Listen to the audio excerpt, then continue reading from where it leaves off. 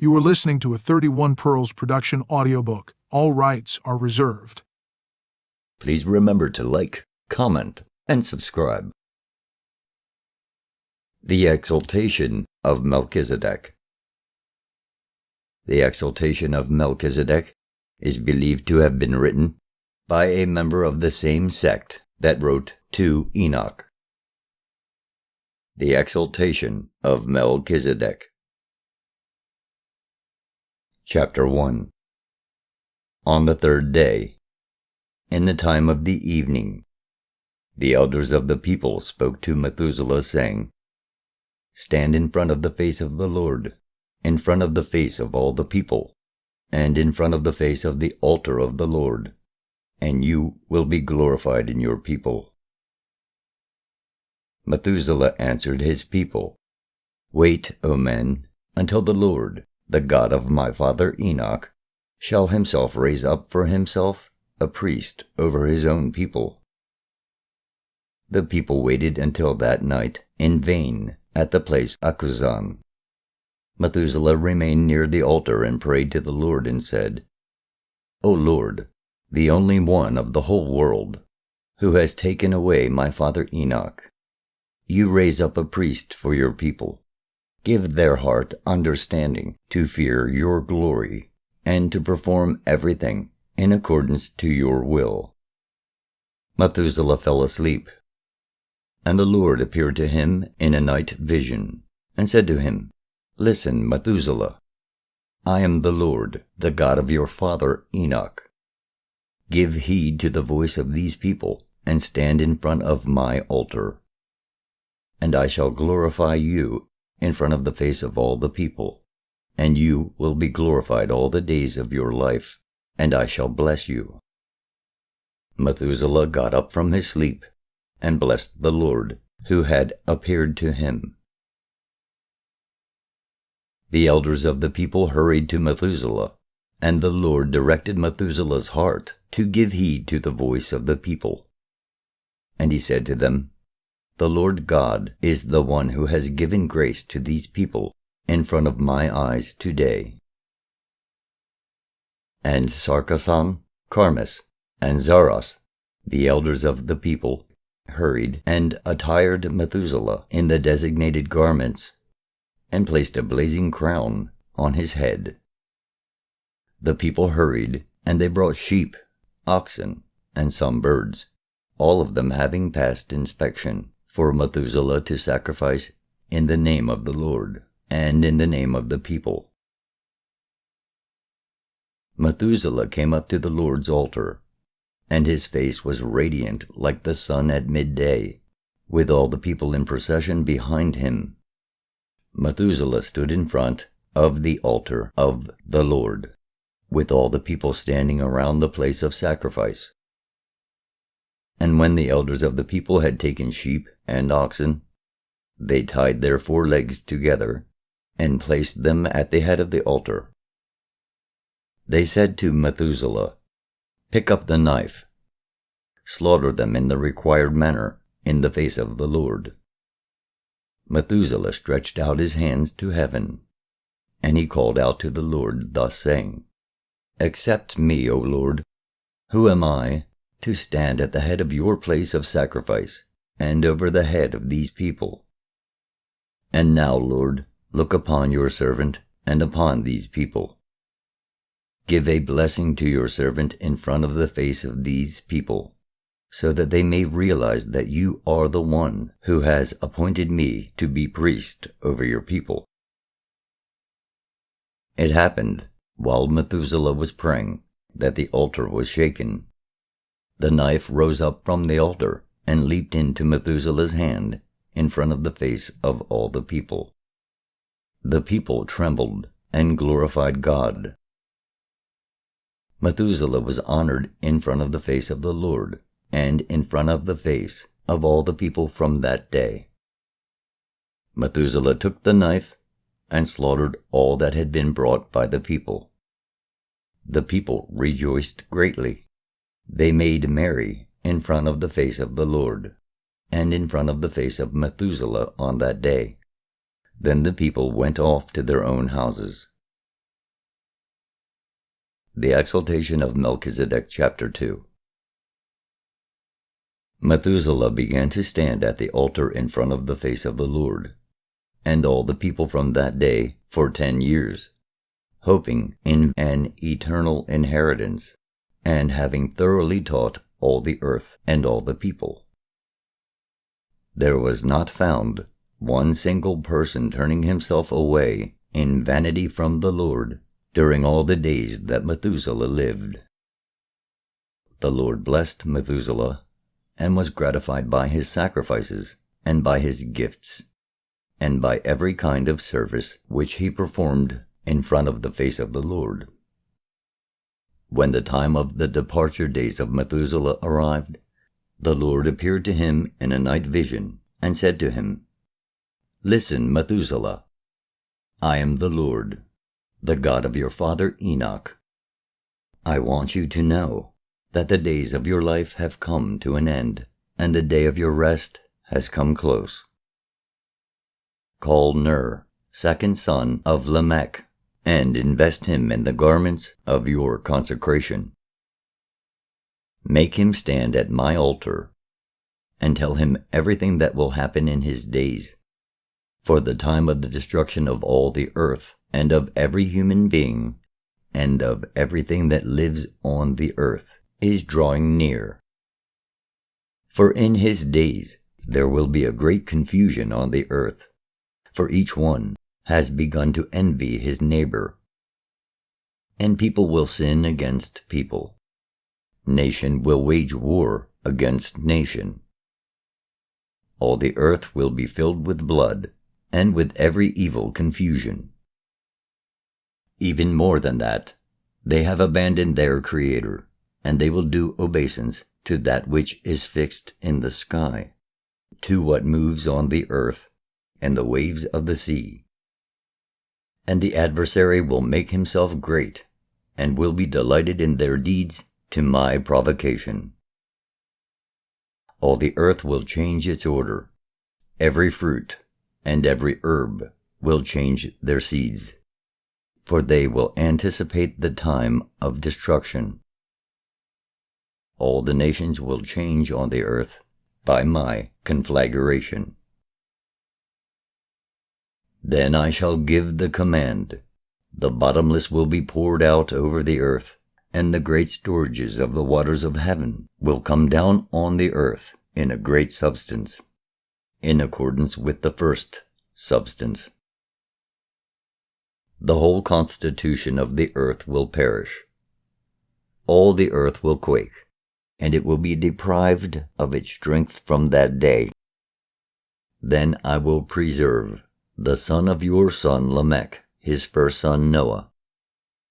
From his seed I will raise up another world, and his seed will exist forever, until the second destruction, when once again mankind will have committed sin in front of my face." Methuselah leaped up from his sleep. His dream was very disturbing. He summoned all the elders of the people, and recounted to them all that the Lord had said to him, all the vision that had been revealed to him by the Lord. All the people were disturbed by his vision. They answered him, "The Lord is Lord. He will act in accordance with his own will. Now, Methuselah, you do everything just as the Lord has told you." Methuselah summoned Ner, the son of Lamech, Noah's younger brother, and he invested him with the vestments of priesthood in front of the face of all the people, and made him stand at the head of the altar of the Lord. And he taught him everything that he would have to do among the people. Methuselah spoke to the people, "Here is Ner. He will be in front of your face from the present day as a prince and a leader." The people said to Methuselah, "Let it be so for us in accordance with your word. You will be the voice of the Lord, just as he said to you." When Methuselah had spoke to the people in front of the altar, his spirit was convulsed, and, having knelt on his knees, he stretched out his hands to heaven and prayed to the Lord. As he was praying to him, his spirit went out in accordance with the will of the Lord. Ner and all the people hurried and constructed a grave, which they made for Methuselah in the place of Akuzan, very thoughtfully adorned with reeds and many holy things. Ner came with many praises, and the people lifted up Methuselah's body, glorifying God. They performed the service for him at the grave which they had made for him, and they covered him over. They said, "How blessed was Methuselah in front of the face of the Lord, and in front of the face of all the people." When they wanted to go away to their own houses, Ner said to the people, "Hurry up today and bring sheep, bulls, turtle doves, and pigeons, so that you may make a sacrifice in front of the face of the Lord today. Then go away to your houses." The people gave heed to Ner the priest. They hurried and brought them, tied them up at the head of the altar. Ner took the knife of sacrifice and slaughtered all that had been brought to be sacrificed in front of the face of the Lord. All the people made merry in front of the face of the Lord, and on that day they glorified the Lord, the God of heaven and earth, the God of Ner. From that day there was peace and order over all the earth in the days of Ner, 202 years. After that, the people changed and turned away from the Lord. They began to envy one another. People went to war against people. Race rose up against race, struggled, and insulted one another. Even if the lip were the same, nevertheless, the heart chose different things. For the devil became ruler for the third time. The first was before paradise. The second time was in paradise. The third time was after paradise, and continuing right up to the flood. There arose great strife and great turbulence. Ner the priest heard and was greatly aggrieved. He said in his heart, "In truth, I have come to understand how the time has arrived, and the sayings which the Lord said to Methuselah, the father of my father Lamech." Chapter 3. Behold, the wife of Ner, whose name was Sopanum, being sterile, and never having at any time given birth to a child by Ner. Sopanum was in the time of her old age, and in the day of her death. She conceived in her womb, but Ner the priest had not slept with her, from the day that the Lord had appointed him to conduct the liturgy in front of the face of the people. When Sopanum saw her pregnancy, she was ashamed and embarrassed, and she hid herself during all the days until she gave birth. Not one of the people knew about it. When 282 days had been completed, and the day of birth had begun to approach, Ner remembered his wife. He called her to himself in his house, so that he might converse with her. Sopanum came to Ner, her husband, and behold, she was pregnant, and the day appointed for giving birth was drawing near. Ner saw her and became very ashamed. He said to her, "What is it that you have done, O wife? Why have you disgraced me in front of the face of these people? Now depart from me, and go where you began the disgrace of your womb, so that I might not defile my hand on account of you, and sin in front of the face of the Lord." Sopanum spoke to her husband Ner, saying, "O my lord, behold, it is the time of my old age.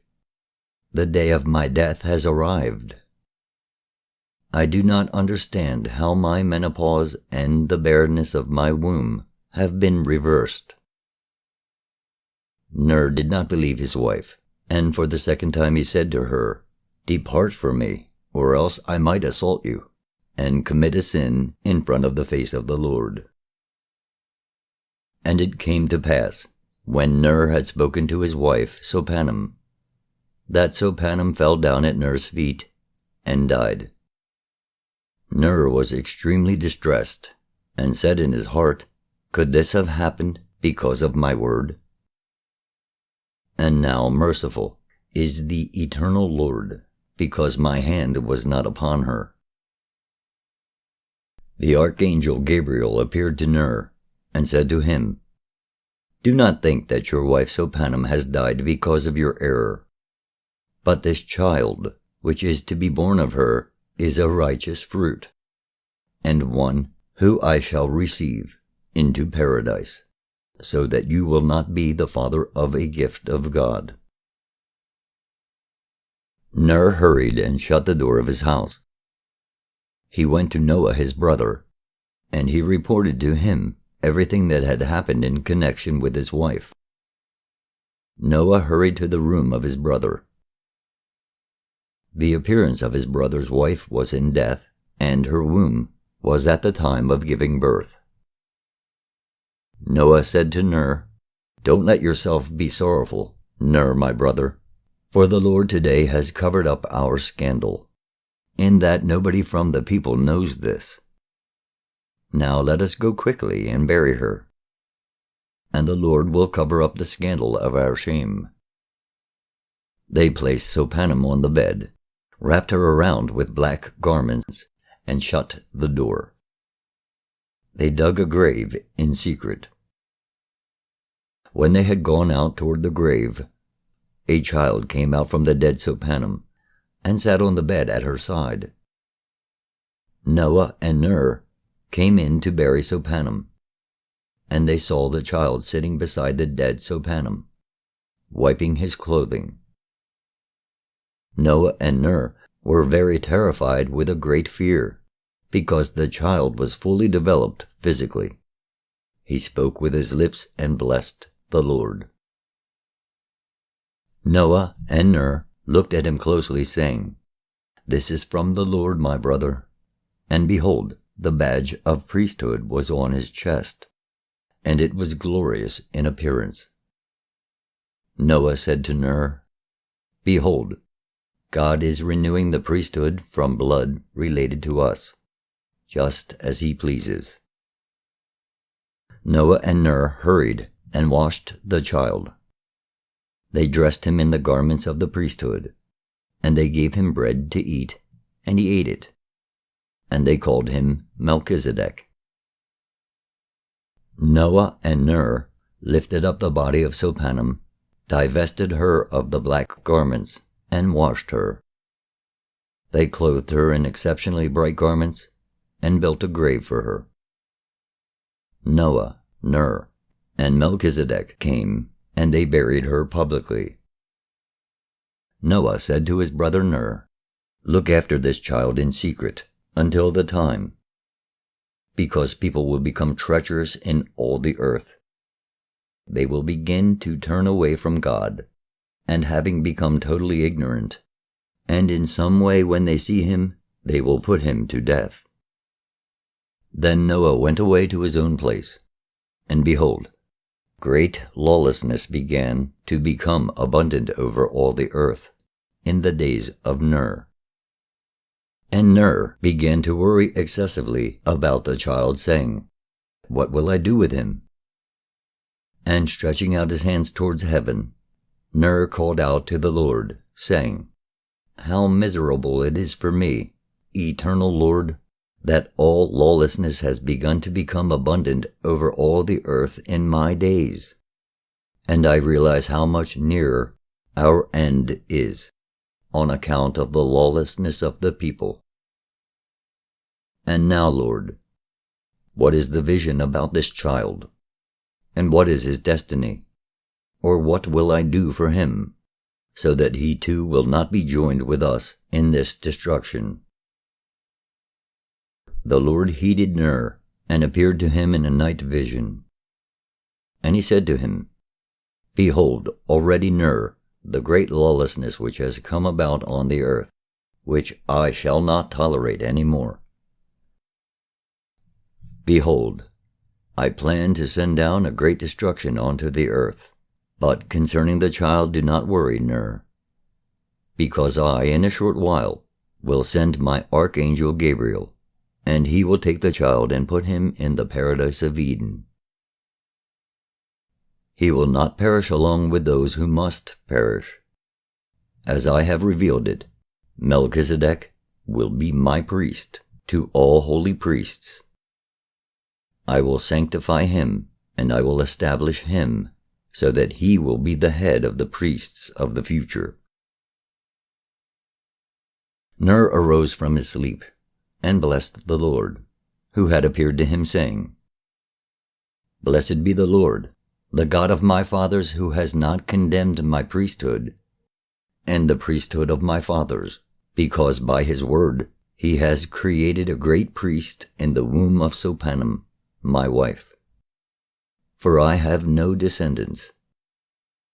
So let this child take the place of my descendants and become as my own son, and you will count him in the number of your servants. Therefore honor him together with your servants, and great priests, and me, your servant Ner. And behold, Melchizedek will be the head of priests in another generation. I know that great confusion has come, and in confusion this generation will come to an end, and everyone will perish, except that Noah, my brother, will be preserved for procreation. From his tribe there will arise numerous people, and Melchizedek will become the head of priests, reigning over a royal people who serve you, O Lord. Chapter 4. It happened when the child had completed 40 days in Ner's tent, the Lord said to the archangel Gabriel, Go down onto the earth, to Ner the priest, and take the child Melchizedek, who is with him. Place him in the paradise of Eden for preservation. For the time is already approaching, and I will pour out all the water onto the earth, and everything that is on the earth will perish. And I will raise it up again, and Melchizedek will be the head of the priests in that generation. And Gabriel hurried, and came flying down when it was night. And Ner was sleeping on his bed that night. Gabriel appeared to him and said to him, Thus says the Lord, Ner, restore the child to me, whom I entrusted to you. Ner did not realize who was speaking to him, and his heart was confused. And he said, When the people find out about the child, then they will seize him and kill him, because the hearts of these people are deceitful in the face of the Lord. And he answered Gabriel and said, The child is not with me, and I don't know who is speaking to me. Gabriel answered him, Do not be frightened, Ner. I am the archangel Gabriel. The Lord sent me, and behold, I shall take your child today. I will go with him, and I will place him in the paradise of Eden. Ner remembered the first dream, and believed it. He answered Gabriel, Blessed be the Lord, who has sent you to me today. Now bless your servant Ner. Take the child, and do to him all that has been said to you. And Gabriel took the child Melchizedek on the same night on his wings, and placed him in the paradise of Eden. Ner got up in the morning, and he went into his tent, and did not find the child. There was great joy and grief for Ner, because he had the child in place of a son. The Exaltation of Melchizedek, Chapter 5. The Lord said to Noah, Make an ark with 300 cubits in length, in width, 50 cubits, and in height 30 cubits. Put the entrance to the ark in its side, and make it with 2 stories in the middle. Yahweh opened the doors of heaven. Rain came onto the earth, and all flesh died. Noah fathered 3 sons, Shem, Ham, and Japheth. He went into the ark in his 600th year. After the flood, he lived 350 years. He lived in all 950 years, according to the Lord our God. To our God be glory always, now and in the ages of the ages. Amen.